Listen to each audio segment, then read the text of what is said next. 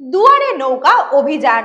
এবার নৌকাতে উঠতে গেলে আর যেতে হবে না নদী পর্যন্ত, আপনার বাড়ির দরজা থেকেই উঠতে পারবেন নৌকাতে। কি অবাক হচ্ছেন? অবাক হওয়ার মতনই বিষয়। এবার এমনই এক দৃশ্য দেখা গেল নদিয়ার চাকদা বনগাঁ রাজ্য সড়কে। বেহাল অবস্থা, রাস্তা নেই জল নিষ্কাশনের ব্যবস্থা।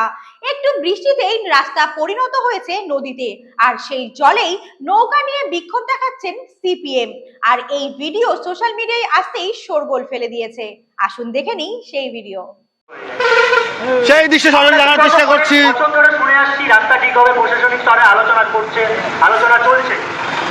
কি আলোচনা চলছে কয়েক বছর ধরে দেখতে পাচ্ছেন যেভাবে জল মহাসমুদ্র আকার ধারণ করে মহাসমুদ্রে পরিণত হয়েছে, সেই দৃশ্য সরাসরি দেখার চেষ্টা করছি। বাংলাদেশ উন্নয়নের এক্সপ্রেস দেখার চেষ্টা করছি।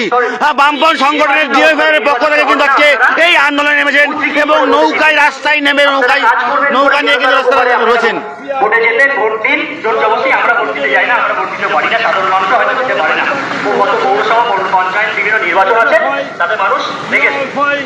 আপনারা কাজ করবেন, ভোটে জিতছেন, প্রশাসনিক পদগুলো গ্রহণ করছেন। রাস্তার দৃশ্য দেখার চেষ্টা করছি, রাস্তার যে হাল, এই অবস্থা মহাসমুদ্রে পরিণত। দেখুন যখন তখন একটা বিপদে পড়তে পারে।